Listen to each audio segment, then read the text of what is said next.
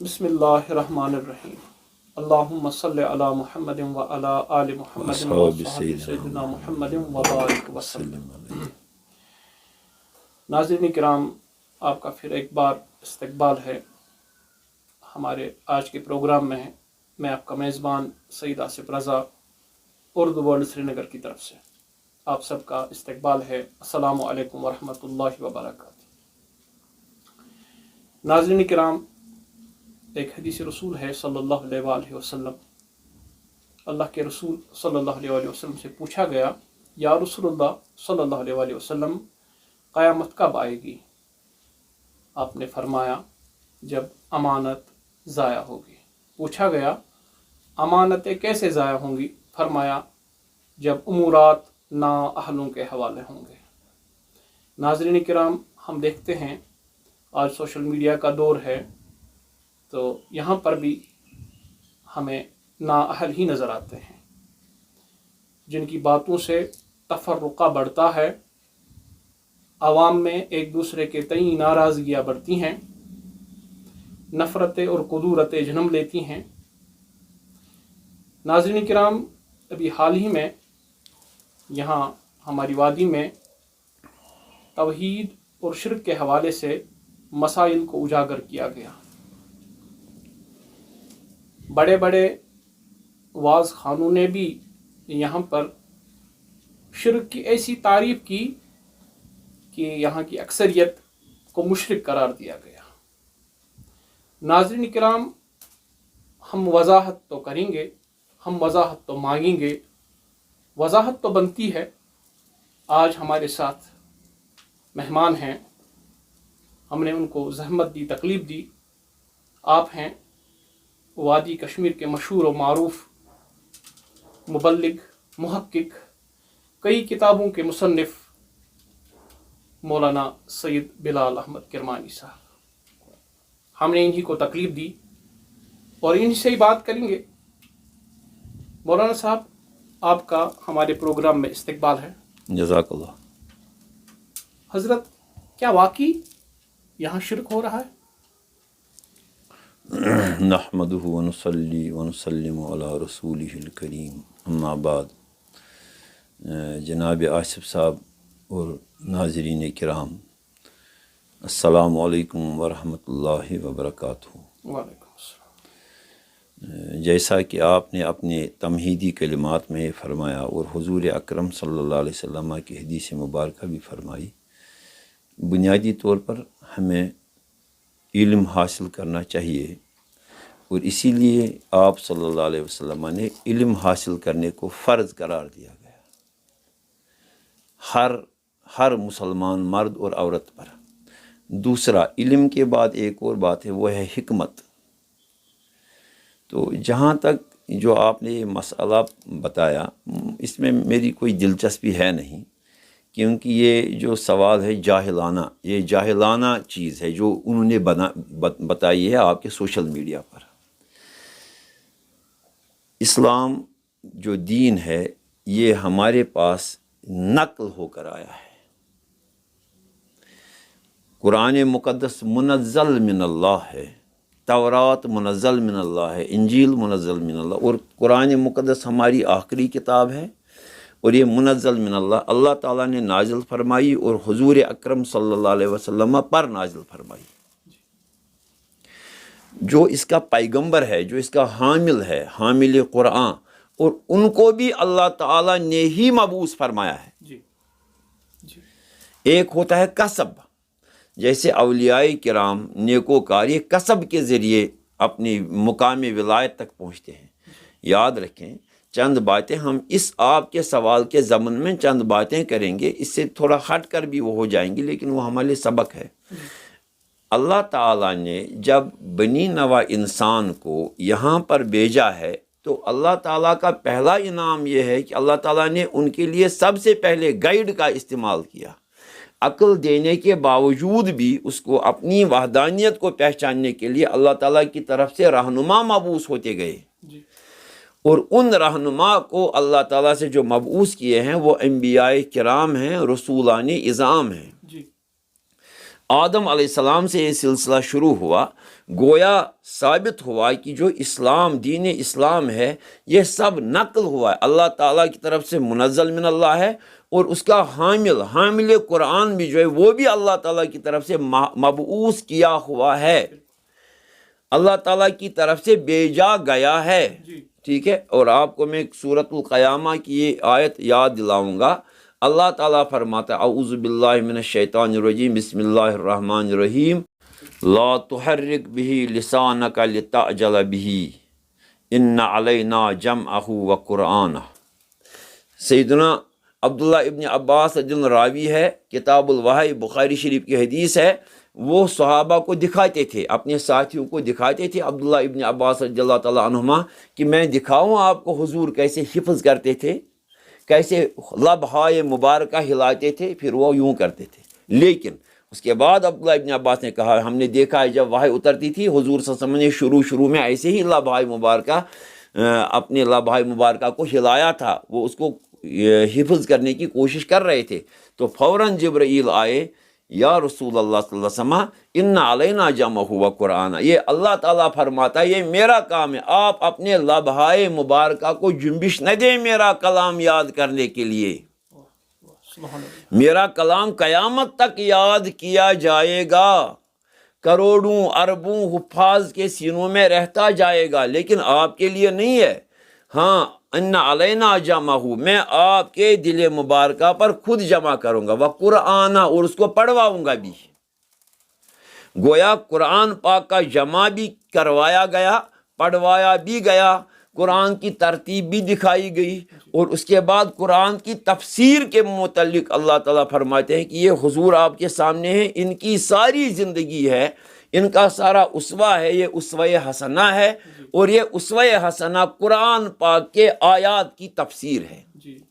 گویا ثابت ہوا کہ اس کے بعد حضور اکرم صلی اللہ علیہ وسلم نے جو ان تعلیمات اسلامی کو آگے بڑھایا تو وہ منتقل ہو گئی حضرات صحابہ رضوان اللہ تعالیٰ اجمعین کی طرف، تابعین کی طرف، تابع تابعین کی طرف، ائمہ مجتہدین کی طرف، علماء عاملین کی طرف۔ یہ سلسلہ ہے نا۔ جب بھی اس لیے آپ کے سوال اگر کوئی کہے کہ آپ شرک کرتے ہیں، آپ کفر کرتے ہیں، کسی کے کہنے سے کوئی مشرک نہیں ہوا، بلکہ ہمیں فوراً دیکھنا چاہیے کہ منقولات کیا کہہ رہے ہیں، نقل کیا آ رہا ہے آج تک، سمجھ رہے ہیں۔ جب آپ کے پاس منقولات کا ایک بہت بڑا ذخیرہ ہوگا، یا رسول اللہ کہنے والے، استمداد حاصل کرنے والے، تو میں اس شرک کہنے والے سے گزارش کرتا ہوں کہ آپ کو اصول اسلام کا یہ یاد رکھنا چاہیے۔ حضور اکرم صلی اللہ علیہ وسلم نے فرمایا اگر کوئی بھی شخص کسی مسلمان کو مشرک کہے اور وہ مشرک نہ ہو تو شرک اس کی طرف لوٹ جاتا ہے، اور وہ آدمی جو کہ الزام لگانے والا وہ مشرک ہو گیا، کافر ہو گیا۔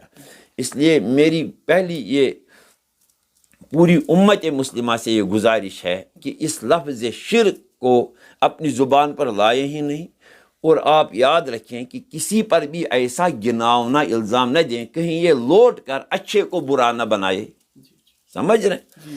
اب آپ کا یہ مسئلہ ہے، یہ آج کا مسئلہ نہیں ہے، ہمیں یہ سمجھنا چاہیے کہ ہم کن سے استمداد حاصل کرتے ہیں۔ شرک یہ ہے کہ جب حضور اکرم صلی اللہ علیہ وسلم مبعوث ہوئے، لات و منات عزا ذات سے وہ جب مانگتے تھے تو ان کو دو چیزیں، ایک ان سے معبود جان کر مانگتے تھے، اور وہ بالکل بے اصل تھے، وہ بالکل ان کا اور اللہ معبود کا کوئی آپس میں کنیکشن نہیں تھا، سمجھ رہے ہیں۔ تو اس امت میں جب ہم استمداد کرتے ہیں، جن سے ہم استمداد کرتے ہیں، ہمیں یہ دیکھنا ہے وہ ہیں کون، وہ یا تو ولی اللہ ہوگا یا رسول اللہ ہوگا، سمجھ رہے ہیں، اللہ کا رسول، اللہ کا ولی۔ جب ہم ولی سے مانگتے ہیں تو یہ اللہ سے مانگنا ہوا۔ آپ تشریح اٹھائیے، علامہ شبیر احمد عثمانی کا تفسیر عثمانی لے لیجئے، ایاک نعبد و ایاک نستعین، ہم تیری ہی عبادت کرتے ہیں، تجھی سے مدد مانگتے ہیں، وہ سعودی عرب نے شائع کیا ہے، اور حاشیے میں لکھتے ہیں اگر اب کوئی کسی ولی سے استمداد کرے تو اس کا یہ جان کر کہ یہ خدا نہیں ہے، یہ خدا نہیں ہے، اللہ کا ولی ہے، ولی خدا ہے، تو یہ جائز ہے۔ اگر یہ جائز ہے تو پھر کون کہتا ہے کہ یہ شرک ہے؟ جی بتائیے۔ اس لیے ہمیں سب سے پہلے ان منقولات کی طرف جانا پڑے گا، سمجھ رہے ہیں؟ اگر آپ اجازت دے دیں گے تو میں آپ کے سامنے کچھ ایسی آیات رکھوں گا جن کے ذریعے اللہ تبارک و تعالی فرماتا ہے، اس سے ہمیں سمجھ آئے گا کہ کسی سے مانگنا شرک ہے ہی نہیں۔ جیسے حضور اکرم صلی اللہ علیہ وآلہ وسلم نے ہمیں خود سکھائی ہے۔ حضرت عثمان بن حنیف رضی اللہ تعالی عنہ وہ راوی ہیں کہ حضور صلی اللہ علیہ وسلم کی، پہلے یہ حدیث مبارکہ سناتا ہوں۔ ایک نابینا صحابی آئے، انہوں نے عرض کی یا رسول اللہ میرے لیے دعا کیجئے، میرے لیے دعا کیجئے اور مجھے اللہ تعالیٰ روشنی دے دے گا۔ حضور نے فرمایا اس پر صبر کر، تمہارے لیے بہتر ہے۔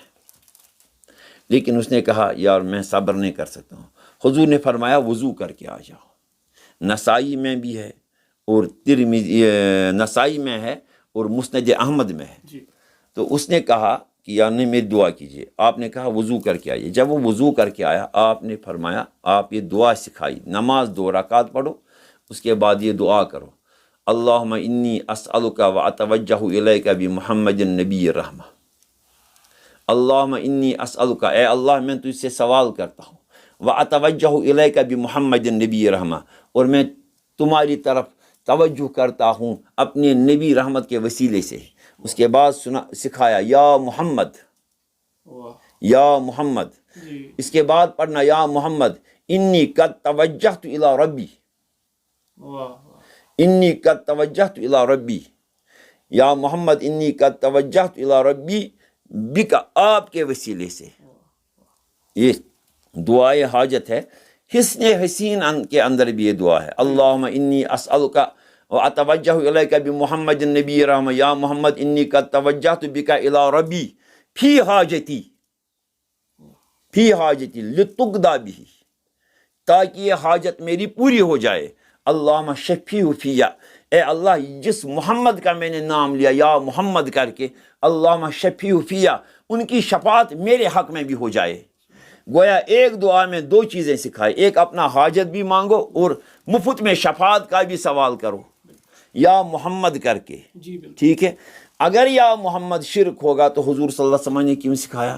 اور جب عثمان بن حنیف روایت کرتے ہیں جب اس نابینا صحابی نے یہ پڑھا، اتنا جلدی اس کی بینائی لوٹ آئی کہ مجھے لگا کہ اس کو کبھی نابینا ہوا ہی نہیں تھا۔ سبحان اللہ، سبحان اللہ۔ یہاں قطع کلام آپ سے میں پوچھنا چاہوں گا، چونکہ کچھ لوگ یہ حدیث بھی پڑھتے ہیں تو وہ یہ کہتے ہیں کہ یہ حضور نبی اکرم صلی اللہ علیہ وسلم کی حیات ظاہری میں ایسا ہوا ہے، تو یہ اس وقت جائز تھا۔ بہت اچھا سوال۔ اب اس وقت چونکہ انہوں نے پردہ فرمایا ہے ہاں ظاہری طور پہ، تو اس وقت یہ کیسے جائز ہو سکتا ہے؟ یہ ان کی طرف سے سوال آتا ہے۔ ہاں، اس سے پہلے جیسے میں آپ سے عرض کرتا ہوں، قرآن پاک میں بہت سی جگہوں پر یا ایھا المزمل، یا ایھا المدثر، یا ایھا النبی، یا ایھا الرسول، یہ قرآن پاک میں اللہ تعالیٰ نے فرمایا ہے حضور صلی اللہ علیہ وسلم کو ندا کرنے کے لیے۔ تو آپ سے میں کہنا چاہتا ہوں یہ ہم ہمیشہ پڑھتے ہیں۔ حضور صلی اللہ علیہ وسلم جب ظاہری حیات میں تھے تب بھی پڑھتے تھے، اس کے بعد بھی۔ قرآن پاک کی بہت ساری آیات منسوخ بھی ہیں، ناسخ منسوخ ہے۔ شاہ ولی اللہ مجد علیہ رحمۃ اللہ کی ان کی پوری کتاب ہے اس پر، ناسخ و منسوخ پر۔ مجھے یہ بتائیے اگر اب ہم پڑھتے ہیں یا ایھا الرسول، یا ایھا النبی، قرآن پاک کی آیت، تو کیا حضور صلی اللہ علیہ وسلم کے لیے ہم قرآن سکھاتا ہے شرک کریں؟ قرآن سکھاتا ہے۔ اسی طرح دوسری ہم عملاً ایک کام کرتے ہیں، التحیات میں بیٹھ کر التحیات للہ والصلوات والطیبات، السلام علیک ایھا النبی ورحمۃ اللہ وبرکاتہ، السلام علیک ایھا النبی، علیک ایھا اور یا۔ آپ ماشاءاللہ عربی کے آپ کا پوسٹ گریجویشن عربی میں ہوئی ہے۔ ایھا اس کے لیے ہے جو نزدیک ہو، یا اس کے لیے جو نظروں میں ہے لیکن دور ہو، سمجھ رہے ہیں؟ تو ایھا ہم اس میں پڑھتے ہیں التحیات میں، اور السلام علیکہ میں کیب جو ہے وہ تو سیغ حاضر ہے، حاضر ہے. السلام علیکہ تم پر یا رسول اللہ، ایوہ النبی، اور یا رسول میں بھی ایوہ لگاتے ہیں، تم پر. اور کتنا دور ہے یا نزدیک؟ نزدیک ہے. یاد رکھیے علامہ انور شاہ کاشمیری رحمۃ اللہ وہ اپنی درسگاہ میں پڑھانے کے لیے جا رہے ہیں، طلباء پیچھے پیچھے آ رہے ہیں. وہ طلباء بھی کیا تھے، انہوں نے عرض کی حضرت ہمیں ایک سوال ہے. کیا ہے حضرت؟ کیا یا رسول اللہ پڑھنا جائز ہے؟ ملفوظات محدث کشمیری میں آپ دیکھ لیجیے، کیا یا رسول اللہ پڑھنا جائز ہے؟ شاہ صاحب نے کہا اس میں کیا بات ہے؟ وہ یہ بات سمجھ کر وہ حیران ہو گئے. انہوں نے کہا حضرت کچھ بولتے ہیں یہ شرک ہے. شاہ صاحب نے فرمایا یا رسول اللہ آپ کہتے ہیں پڑھنا جائز ہے، نماز میں جب پڑھتے ہو جب اس وقت شرک نہیں ہو رہا ہے، نماز سے باہر کیوں یہ شرک لگ رہا ہے؟ انہوں نے عرض کی حضرت وضاحت کیجئے. انہوں نے کہا جب اتحیات میں پڑھتے ہو السلام علیکہ ایھا النبی، یعنی یا رسول اللہ سلام علیکہ، یہی ہے اس کے معنی. جب آپ نماز کے اندر پڑھتے ہو، جب نماز میں شرک نہیں ہے تو نماز سے باہر کیوں؟ نماز سے باہر کیوں؟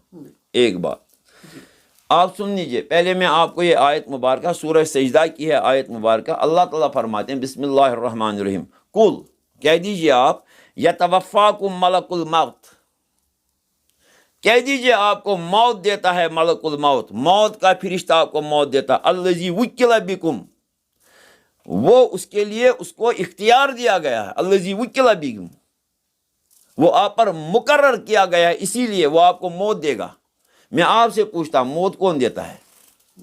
خدا. اللہ تعالیٰ قرآن پاک کہہ رہا ہے کل یتوفاکم ملک الموت، کہہ دیجئے آپ یتوفاکم، تمہارا بستر سمیٹتا ہے ملک الموت. کنٹراڈکشن تو نہیں ہے، کنٹراڈکشن تو نہیں ہے، بالکل نہیں ہے. اہل سنت اور اہل تشیع کے درمیان کوئی کنٹراڈکشن نہیں ہے، کیونکہ اہل سنت اور اہل تشیع دونوں مسلمانوں کے فرقوں کا یہ عقیدہ ہے کہ اللہ تعالیٰ ہی کا حکم ہوتا ہے. اب جب حضرت اسرائیل جان نکالے گا، جب وہ نکالے گا اس نکالنے کے پیچھے اذن اللہ کا ہے. بالکل بالکل سمجھ رہے؟ جی جی. اس کے بعد آپ چلیے حضرت عیسیٰ علیہ السلام کے بارے میں قرآن آل عمران یہ وہ رسولا الی بنی اسرائیل، ٹھیک ہے. انی قد جئتکم بآیۃ من ربکم، اس کو اللہ تعالیٰ نے نشانیاں دی ہیں. کیا ہے پہلی نشانی؟ اور سن لیجیے الفاظ، انی اخلق لکم من الطین، میں بناتا ہوں کہیئۃ الطیر، میں پرندے بناتا ہوں مٹی سے، ٹھیک ہے. اس کے بعد فانفخ، پھر میں اس میں پھونک مارتا ہوں، فیہ فیکون طیرا، اور وہ اڑنے لگتے ہیں باذن اللہ، اللہ کے حکم سے. اب یاد رکھیے لیکن پہلے کیا فرمایا؟ پہلے فرمایا انی اخلق، میں تخلیق کرتا ہوں. اخلق خالق ہوں، میں خالق ہوں، تخلیق کرتا ہوں مٹی سے پرندے، یعنی بچھس بناوا میں مٹی سے پرندے بنا کر ان میں ہی پھونک مارتا ہوں، ٹھیک ہے. تو وہ اڑنے لگتے ہیں. تو اڑنے کس کے پھونک سے لگنے لگے؟ حضرت عیسیٰ علیہ السلام کے. اڑنے کون سا لگا؟ جو مٹی کا. لیکن جب پھونک ماریں گے عیسیٰ علیہ السلام، یہ پھونک جو ہے آپ کو لگ رہا ہے عیسیٰ علیہ السلام ہے، لیکن اس پھونک کے پیچھے جو ہے اذن اللہ ہے. جی جی سمجھ رہے؟ وَأُبْرِئُ الْأَكْمَحَ، ابری الاکمہ، یہ واحد متکلم ہے. ابری الاکمہ، میں مادرزاد اندھے کو ٹھیک کرتا ہوں. ابری الاکمہ. اس کے بعد والابرس، اور برس کا جن کو تکلیف ہو، چاہے وہ وبائی بیماری ہو چاہے غیر وبائی، میرے پاس لا میں ٹھیک کروں گا. وَأُحْيِي الْمَوْتَى، اوہی، یہ نہیں کہا میں اللہ زندہ کرے گا لاؤ میرے پاس، اللہ زندہ نہیں. اوہی الموتى، میں مرے ہوں کو اوہی الموتى باذن اللہ، مرے ہوں کو میں زندہ کرتا ہوں، کیونکہ میرے زندہ کرنے کے پیچھے اللہ کی قدرت ہے، اللہ کا اذن ہے. سمجھ رہے ہیں؟ ہمیں پہلے یہ سمجھنا چاہیے. جب ہم یہ سمجھیں گے اس کے بعد ہم کہیں گے، جب ہم دیکھیے قرآن پاک کی آیت اطیعوا اللہ و اطیعوا الرسول، اللہ کی اطاعت کریں اور رسول اللہ صلی اللہ علیہ وسلم۔ اب قرآن پاک نے اسی آیت کی ایک تفسیر بیان کی ہے، من یطیع الرسول فقد اطاع اللہ، جس نے نبی کی اطاعت کی وہ اللہ کی اطاعت، گویا جس نے نبی پاک صلی اللہ علیہ وسلم کی رضامندی حاصل کی اس نے اللہ تعالیٰ کی رضامندی حاصل کی۔ جو نبی کا ہوا وہ خدا کا ہوا۔ جب آپ نبی سے مانگیں گے وہ تو اللہ سے ہوا مانگنا، کیونکہ ہم نبی کو معبود سمجھ کر نہیں مانگتے ہیں، ہم نبی سے رسول اللہ ہو کر مانگتے ہیں، ہم نبی سے حبیب اللہ ہو کر مانگتے ہیں۔ اللہ کے حبیب ہیں آپ، جب آپ کے پاس آئیں گے تو آپ جب چاہیں گے تو ہمیں اللہ عطا کرے گا۔ ایک مثال، حضور صلی اللہ علیہ وسلم مدینہ شریف میں، علامہ انور شاہ صاحب کاشمیری نے اس کو فتح الباری میں لایا ہے، وہ ایک سوال اٹھاتے ہیں شاہ صاحب کشمیری، وہ فرماتے ہیں صحابہ کی شان اتنی بلند ہے، تمام دنیا کے اولیاء کو جمع کریں ایک چھوٹے سے صحابی کے مقام پر تک نہیں پہنچیں گے، ٹھیک ہے؟ وہ فرماتے ہیں، شاہ صاحب لکھتے ہیں کہ مدینہ شریف میں قحط سالی پڑی تو ایک دور سے صحابی دوڑتا ہوا مسجد نبوی میں حاضر ہوا، اس نے سوال کیا، یا رسول اللہ ہم لوگ ہلاک ہو گئے۔ حضور صلی اللہ علیہ وسلم ممبر شریف پر تشریف لے گئے، آپ نے دعا کی، اتنی بارش ہوئی، اب تو پورا بارش سے سیلابی صورتحال۔ اب وہ اگلے ہفتے پھر آ گئے، یا رسول اللہ اب بس بھی کروائیے، ٹھیک ہے؟ تو حضور نے دعا مانگی اور وہ بس ہو گیا۔ شاہ صاحب کاشمیری سوال کرتے ہیں، مجھے بتائیے کیا صحابی اپنے گھر میں اللہ سے نہیں مانگ سکتا تھا؟ وہ صحابی ہیں، لاکھ غوث الاعظم جمع کریں پھر بھی ایک صحابی کے مقام پر نہیں پہنچے گا، کیونکہ صحابی اس کو کہتے ہیں جو صحبت یافتہ مصطفیٰ ہو۔ سمجھ رہے؟ یہی وجہ ہے کہ ہم کسی صحابی کی طرف میلی آنکھ سے نہیں دیکھ سکتے۔ اگر ہم نے خدا نہ خواستہ میلی آنکھ سے دیکھا تو اس کا مطلب ہے وہ رد صحبت پر آئے گا، صحبت دینے والے پر آئے گا۔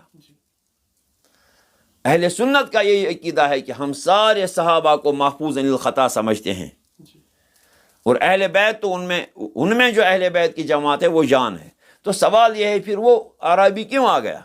تو پتہ چلا کہ صحابہ بھی حضور اکرم صلی اللہ علیہ وسلم کے دربار میں آتے تھے اور اسی دربار سے استغاثہ کر کے اپنے مسائل حل کرواتے تھے۔ جنگ یمامہ ہے، جنگ یمامہ وہ جنگ ہے جب اب سیدنا صدیق اکبر نے مسیلمہ کذاب کے خلاف جہاد کیا۔ آپ بتائیے مجھے، اس جہاد میں حضور اکرم صلی اللہ علیہ وسلم پردہ فرما گئے ہیں؟ آپ کی بات کی طرف آواں، آپ کے سوال کر تو اس میں نعرہ کیا تھا؟ تاریخ کھول کر دیکھیے، اس میں نعرہ تھا سب صحابہ کی زبان پر اس وقت، یا محمدہ یا محمدہ یا محمدہ، ٹھیک ہے؟ حضور صلی اللہ علیہ وسلم تو تھے نہیں، نعوذ باللہ۔ ہمیں یہ سمجھنا چاہیے، سب سے پہلے اگر آپ مجھے گزارش کرنے کا موقع دے دیں گے، ہمیں پہلے یہ سمجھنا ہے کہ جب حضور صلی اللہ علیہ وسلم نے دعوت دے دی تو اس دعوت کو تسلیم کرنے والے مسلمان کہلائے۔ قرآن پاک نے ان کو مومنین کہا ہے، مسلمین کہا ہے، ٹھیک ہے؟ تو مومنین مسلمین کو بعد میں پہلی خلافت کے بعد دوسری خلافت تیسری خلافت جب آ گئی تو ایک اختلاف ہوا جو پھر چوتھی خلافت میں بھی رہا اور امام حسن علیہ السلام کی خلافت میں بھی رہا، اور وہ اختلاف پھر بڑھتا گیا، صحیح ہے؟ تو یاد رکھیے اس اختلاف سے، جو یہ اختلاف ہوا اس سے ایک سیکٹ ہم سے نکل گیا، مسلمین اور مومنین کی جماعت سے ایک سیکٹ نکل گیا جن کا نام ہے اہل تشیع، ٹھیک ہے؟ میں اس پس منظر میں جاؤں گا ہی نہیں کہ وہ کون ہیں کیا ہیں، بس ایک سیکٹ نکل گیا مسلمانوں میں سے اہل تشیع کا، ٹھیک ہے؟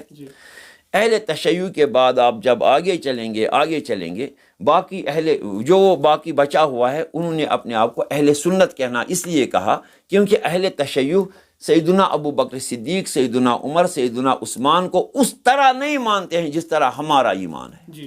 ہم یہ کہتے ہیں کہ سیدنا ابو بکر صدیق، اس کے بعد سیدنا عمر، سیدنا عثمان اور سیدنا علی مرتضیٰ کرم اللہ وجہ۔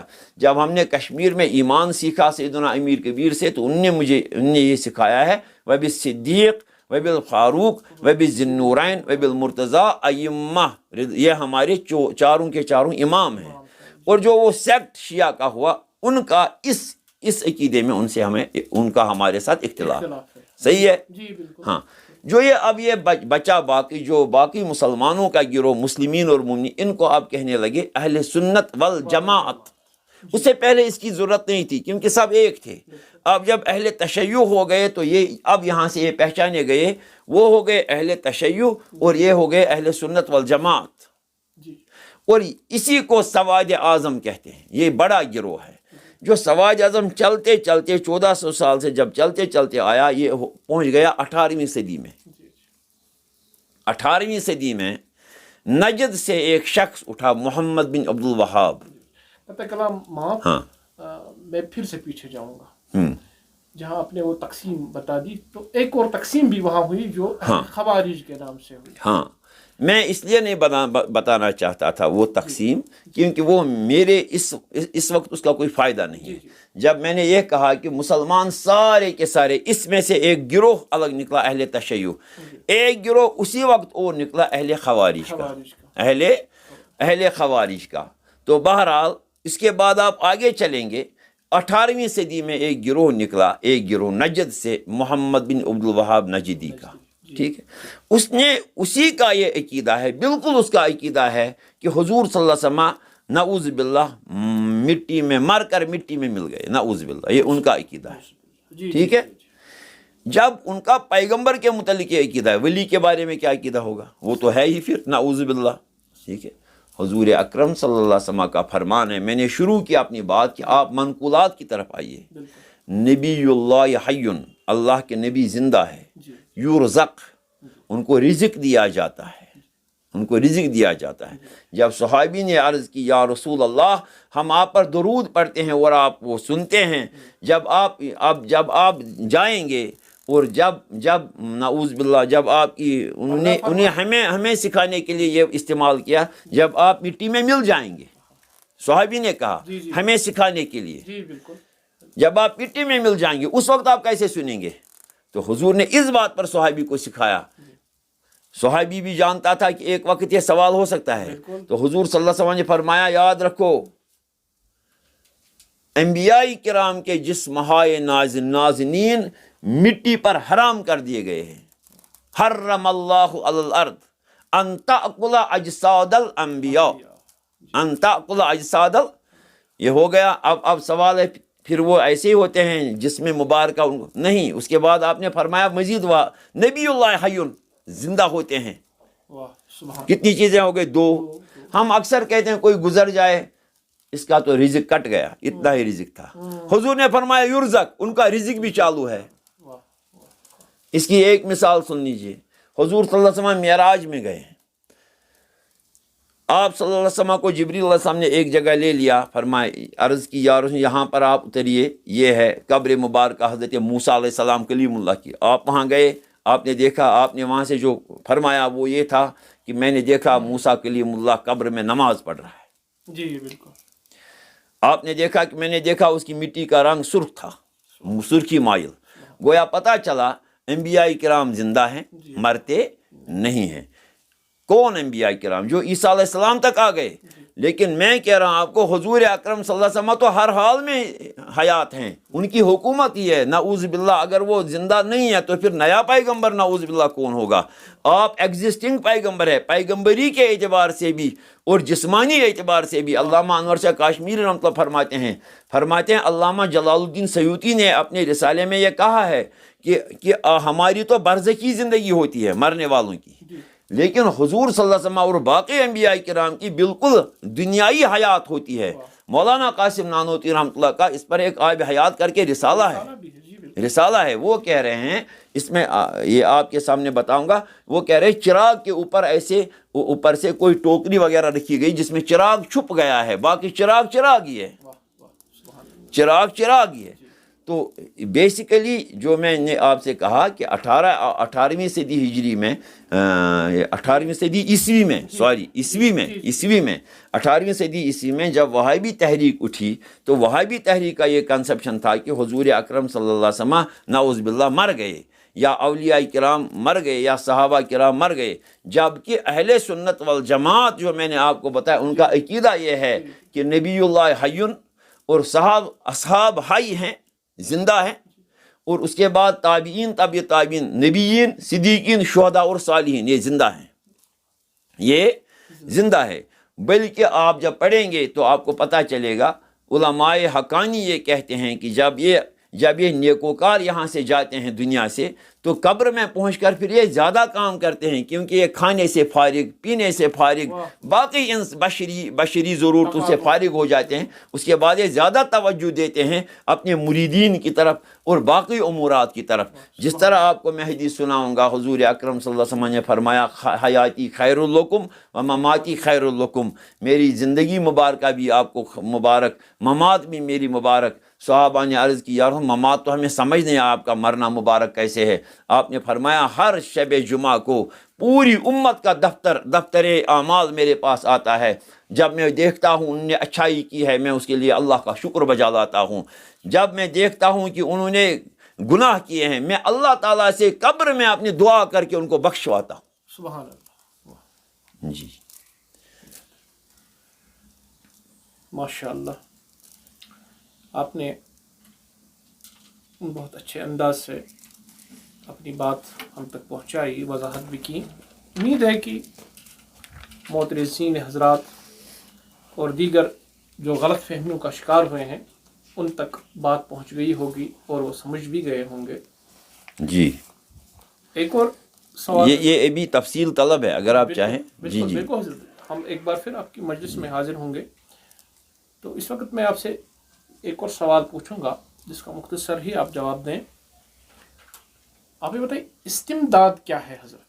جی جی جی استمداد کسے کہتے ہیں؟ جی، استمداد ہوا مدد مانگنا، جی سمجھ؟ استمداد انسان کی فطرت ہے۔ جی، ہر ایک زندہ انسان ہر وقت مدد کرتا بھی ہے اور مدد لیتا بھی ہے، بالکل بالکل، سمجھ رہے؟ جی استمداد ہم پھر اسلامی شریعت میں استمداد کس کو کہتے ہیں؟ جیسے پیغمبران کرام سے استمداد حاصل کرنا، ہمیں مدد کیجیے، اولیاء کرام سے، صحابہ سے، اہل بیت، سمجھ رہے ہیں؟ تو اس کو ہم کہتے ہیں استمداد۔ لیکن استمداد کے لیے وہ ہونا چاہیے جو واقعی مدد کرنے پر قادر ہو۔ جب ہم کھانا مانگتے ہیں گھر میں تو ماں سے مانگتے ہیں، باپ سے نہیں، کیونکہ کھانا دینے پر ماں قادر ہے، ماں کو اس کے لیے اپوائنٹ کیا گیا ہے۔ جب ہمیں خرچہ چاہیے تو ہم باپ سے مانگیں گے کیونکہ وہ اس پر اپوائنٹ ہیں، سمجھ رہے ہیں؟ تو قرآن مجید نے جب یہ بتایا ہے صراط الذین انعمت علیہم، ان کا راستہ جو انعام یافتگان ہیں، تو آگے چل کر قرآن پاک نے بتایا انعام یافتگان کون کون ہیں؟ نبیین، صدیقین، شہداء اور صالحین۔ لیکن یہیں پر قرآن نے بس نہیں کیا، اس کے بعد بتایا یہ جو یہ انعام یافتہ چار ہیں، وَحَسُنَ أُولَٰئِكَ رَفِيقًا، وَحَسُنَ أُولَٰئِكَ رفیقہ، یہ تمہارے کیا ہی اچھے ساتھی ہیں، خوبصورت ساتھی ہیں۔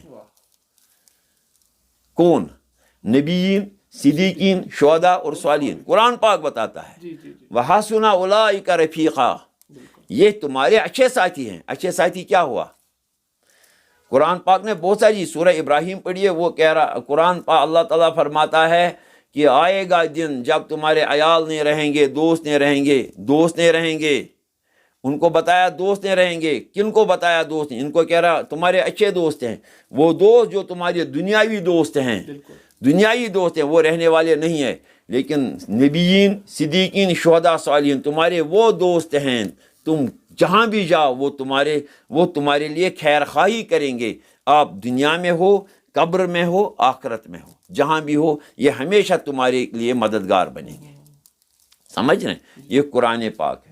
اب آپ یاد رکھیے، کیا استمداد کسی نے استمداد کیا ہے؟ یہ سن لیجئے، حاکم نے، آپ میری کتاب، میں نے دیکھیے اس پر بحث و تمیز تو پہلے کرنی نہیں تھی، کاش میں نے آج سے 12 سال پہلے آئین حق نما امت مسلمہ کو دی ہے۔ بالکل بالکل، آئین حق نما کا اسی پر اس کے سب عنوانات یہی ہیں جو آپ کو تمام غلط فہمیوں سے بچا کر گولڈن چین کے ساتھ متعلق کرے گی نبیین، صدیقین، شہداء، صالحین۔ اب سن لیجئے، حاکم نے اپنی صحیح میں اور ابو عوانہ اور بازار نے صحیح سند سے ابن سنی نے حضرت ابن مسعود عبداللہ ابن مسعود سے روایت کی ہے کہ رسول اللہ صلی اللہ علیہ وآلہ وسلم نے فرمایا جی اگر تم میں سے کسی کا جانور صحرا میں چھوٹ جائے تو وہ بلند آواز سے کہے یا عباد اللہ، بلند آواز اے اللہ کے بندو روکو۔ اگر صحرا میں کوئی نہیں ہوتا ہے، اے اللہ کے بندو روکو، اے اللہ کے بندو، 3 بار اللہ کی طرف سے حاضرین ہیں وہ اس کو روکیں گے، اللہ کی طرف سے مقرر بندے ہیں اس وقت آئیں گے جب وہ پکارے گا تو اللہ تعالیٰ کسی کو بھیجے گا اور اس کو روکے گا۔ سبحان اللہ۔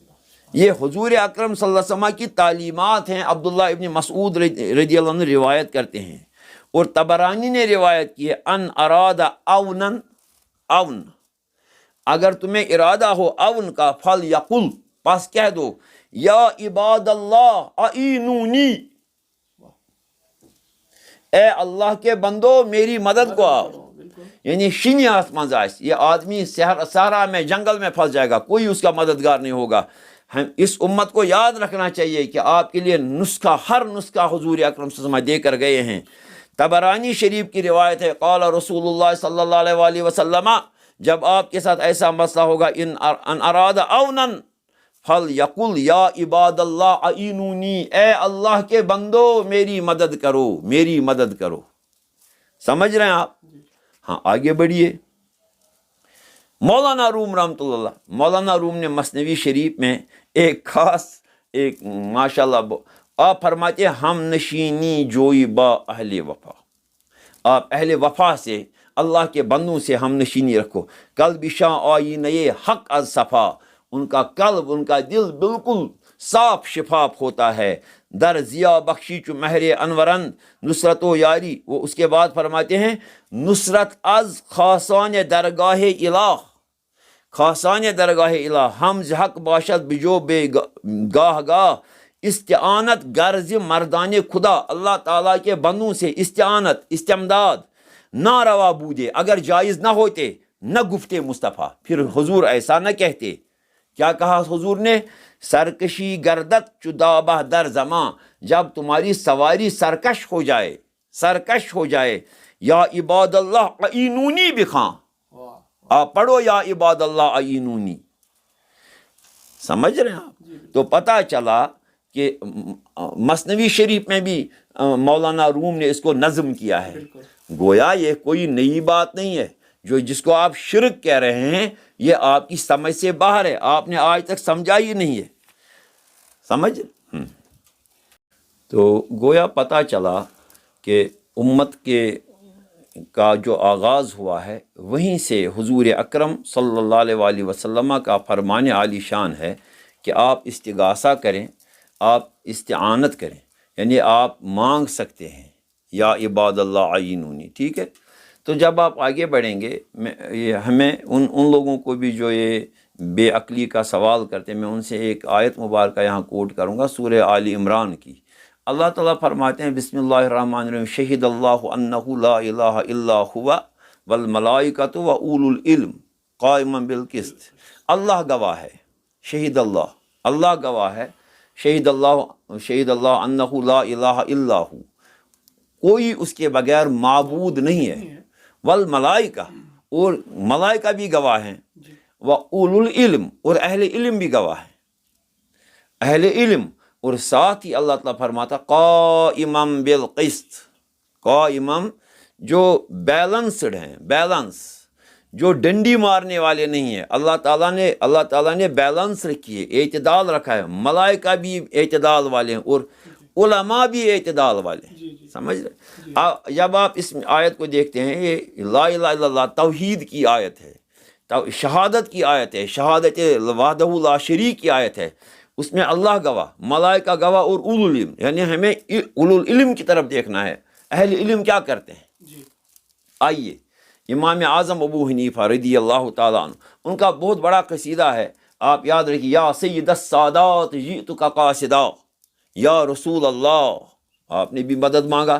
یا سید السادات جیتو کا قاصدہ ارجو ردا کا واحتمی بہما کا. یہ بہت بڑا قصیدہ ہے. اس کے بعد آپ آگے بڑھیے، اہل علم کی بات کرتے ہیں.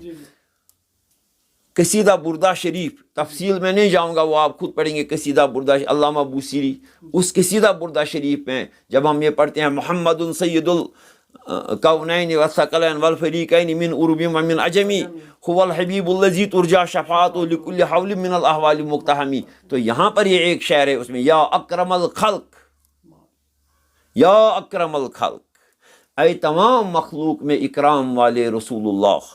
یا اکرم الخلق مالی من الوذ بہ سوا کا عند حلول الحادث الاممی. ہمارے پاس کون ہے جس کی طرف ہم جائیں؟ یہ علامہ بوصیری کہتے ہیں. اب آپ آئیے آگے بڑھیے.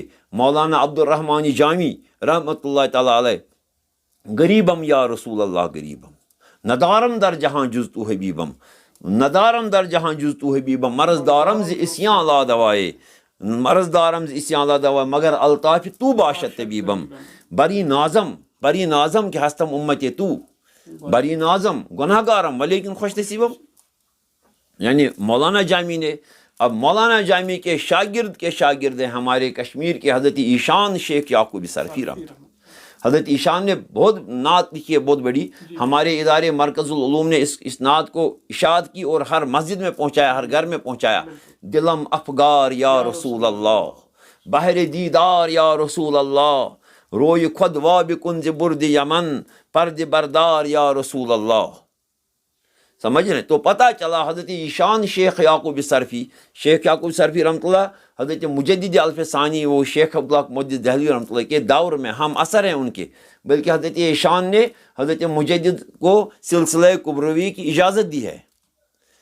اور اس کے علاوہ اب آپ آگے چلیے، اس میں آپ فرماتے ہیں ایک جگہ، اس میں آپ فرماتے ہیں سوئی جیلاں روم بخدمت پیر، سوئے جیلاں روم بخدمت پیر کنم اظہار یا رسول اللہ.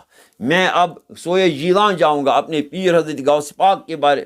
پھر کہتے ہیں یا بخطلاں روم بنزد امیر، میں حضرت امیر کی بارگاہ میں یہ گزارش کروں گا، گوش بگزار یا رسول اللہ. گویا پتہ چلا حضرت ایشان نے بھی یہ کہا ہے. اب اس کے بعد آپ آئیے، اس موجودہ دور کے بڑے بڑے علماء، جیسے میں نے آپ سے کہا علامہ انور شاہ کاشمیری رحمۃ اللہ. میں علامہ کا اس لیے نام دیتا ہوں کہ علامہ کا تعلق ہماری وادی کشمیر سے ہے. آپ پوری عالم میں آپ کا آفتاب عالم تاب چمک رہا ہے.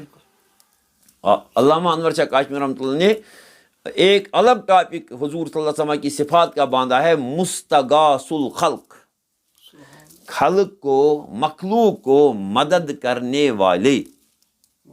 پھر ایک شعر لکھتے ہیں، مستغیث است الغیاث، مستغیث است، آپ مدد کرنے والے ہیں، الغیاث اے میرے مدد کرنے والے، مستغیث است الغیاث، مستغیث است الغیاث، اے سرور عالی مقام، اے سرور عالی مقام.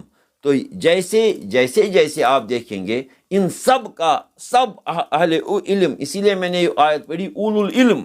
آپ دیکھیے اہل علم کیا کہتے ہیں. حضرت شیخ محمود حسن دیوبندی رحمۃ اللہ، ان کا ایک حمائل شریف قرآن پاک کا ترجمہ ہے، قرآن پاک جس کی شرح علامہ شبیر احمد عثمانی صاحب نے فرمائی ہے. اس قرآن پاک کے ترجمے میں مقدمہ میں وہ آپ کچھ شعر لکھ رہے ہیں مرزا مظہر جانی جانان رحمۃ اللہ کی. مرزا مظہر جانی جانان نقشبندی کے کچھ شعر وہ لکھتے ہیں.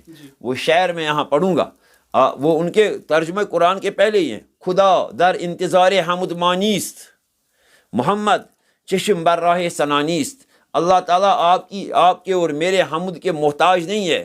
محمد چشم بر راہ سنانیست، نہ حضور اکرم صلی اللہ علیہ وسلم آپ کی تعریفوں کے محتاج ہیں. کیوں؟ خدا مدح آفرین مصطفیٰ بس، اللہ تعالیٰ نے اپنے حبیب کی مدح آفرینی تعریف کی ہے.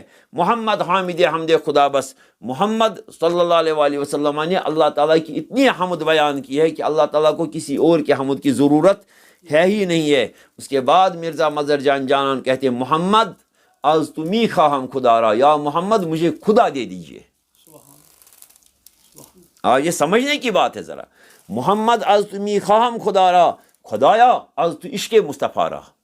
اے اللہ مجھے عشق مصطفیٰ دے دے، یا رسول اللہ مجھے خدا دے دے۔ میں یہ کہہ رہا ہوں، آپ قرآن پاک کھول کر دیکھ لیجئے، ترجمہ شیخ الہند دیکھ لیجئے، ترجمہ شیخ الہند کے پہلے یہ اشعار لکھے ہوئے ہیں، محمد از تو میخواہم خدا را، خدایا از تو عشق مصطفیٰ را۔ علامہ انور شاہ کہہ رہے ہیں رحمۃ اللہ، مستغیث است الغیاث اے سرور عالی مقام، در صلہ از بارگاہ در نشید ای قصید۔ سمجھ رہے؟ اب آگے بڑھیے، آپ پہنچ جائیں گے، آپ چلتے چلتے پہنچ جائیں گے حاجی امداد اللہ مہاجر مکی رحمۃ اللہ تک۔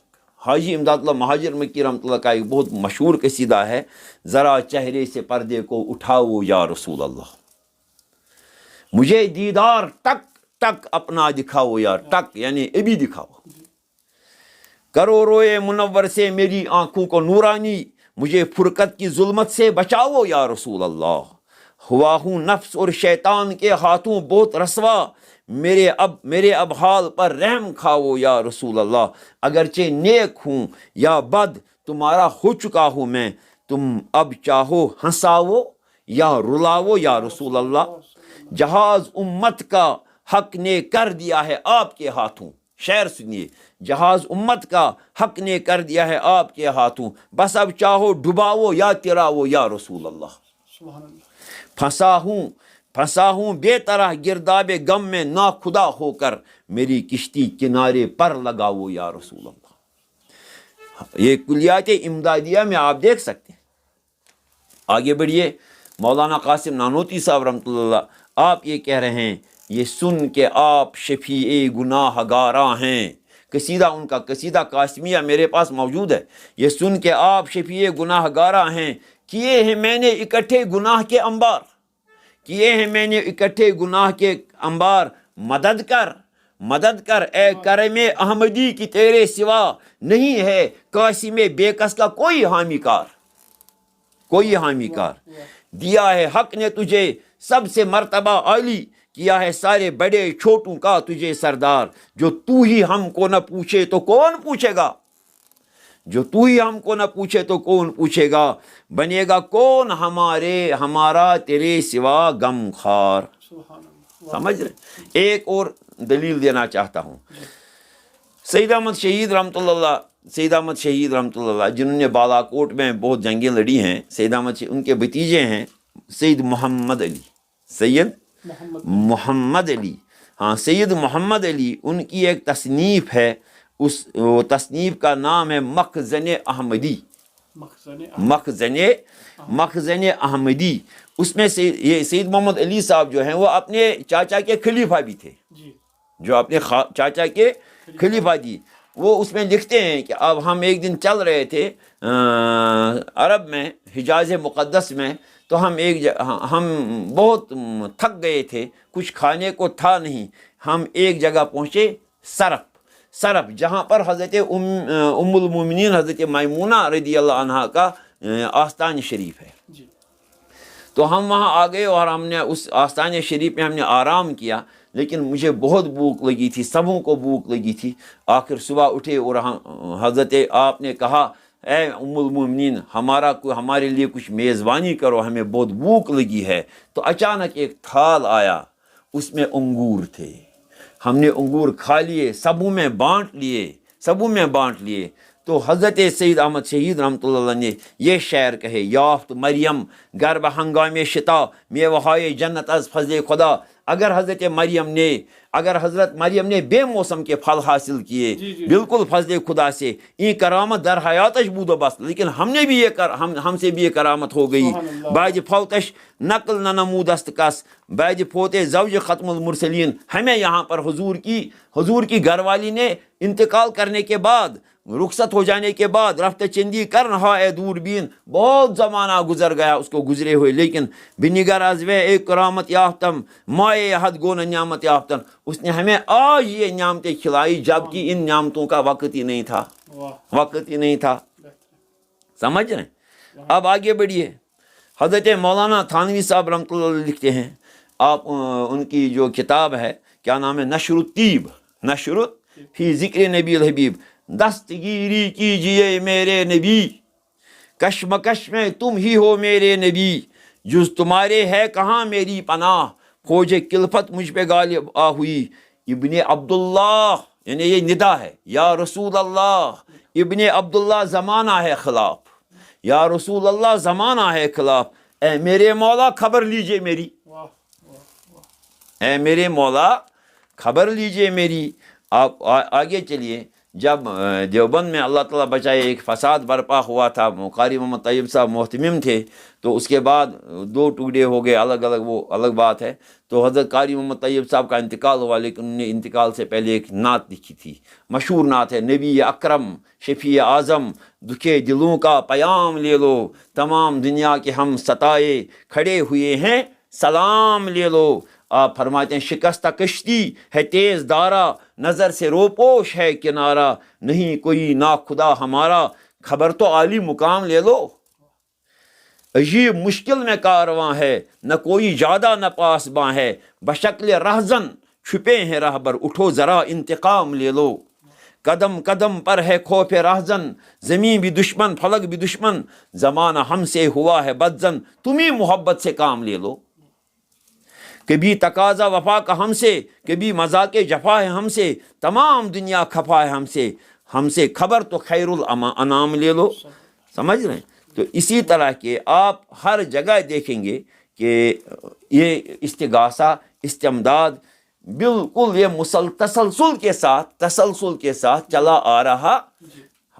حضرت ہمارے میر وائز کشمیر مہاجر ملت مولانا یوسف شاہ صاحب کاشمیری رحمۃ اللہ، ان کا مشہور نعت ہے جو پڑھی جاتی ہے، جامع مسجد میں بھی پڑھتے ہیں، کنج کران گنج گو ہم یا رسول، ساری عمر ضائع گیم یا رسول، روئے سیاہ موئے سفید چھم گناہ، از کی شبے روئے حیزم یا رسول، یل قبر سخت نالے مت کرم، تمہ وقتے چار کرزم یا رسول، چانہ پچھے آیم ونج پھٹنسی، از کی شبے روئے حیزم یا رسول، ژے سوا میں چھم نہ کانٛہہ تیُتھ دردِلا، دین دنیا رٲچھ کٔرزم یا رسول، چھُس بہٕ کٲشُر اُمتی چون روسیہ، نابکارس تار دیزم یا رسول، نابکارس تار دیزم یا رسول۔ تو پتہ چلا شہید اللہ انہ لا الہ الا ہوا والملائکۃ واولو العلم قائما بالقسط۔ اس چھُ وٕچھُن ہر کُنہِ معاملس منٛز تواتر کیا، کنٹینیوٹی کیا چھِ اتھ۔ میں آج کوئی ایسی بات کہوں گا، اگر وہ اس تواتر کے ساتھ ٹکراتی ہے تو ہمیں وہ منظور نہیں ہے۔ تو اہل وہابیہ کا جو سیکٹ ہے، جو ان کے عقائد ہیں، ان کے عقائد ان کی اپنی جگہ ہیں، لیکن مسلمانان اہل سنت والجماعت، بلکہ میں آپ سے یہ کہوں مسلمانان اہل تشیع کا بھی یہاں پر اتفاق ہے، مسلمانان اہل سنت کا، ہم بھی استغاثہ کے قائل ہیں، وہ بھی استغاثہ کے قائل ہیں، اور استغاثہ ہمارے ہاں جائز ہے۔ اگر کسی کے پاس ناجائز ہے وہ اس کے لیے، لیکن خدا نہ خدا کے لیے خدا را ایک دوسرے پر شرک کی تہمت نہ لگائیں۔ آلریڈی مسلم امہ جو ہے وہ بکھری ہوئی ہے، پستیوں میں ہے، اس لیے یہ اچھی بات نہیں ہے۔ مسلمانوں کے عروج کے لیے ہمیں اتحاد کرنا چاہیے، اور کسی بھی طرح سے ہمیں کسی کو بھی کسی کے دل کو مجروح نہ کرنا چاہیے، چاہے وہ اہل وہابیہ ہی ہوں۔ ہمیں کوئی اجازت نہیں دیتی ہے شریعت کہ آپ کسی کے دل کو مجروح کریں۔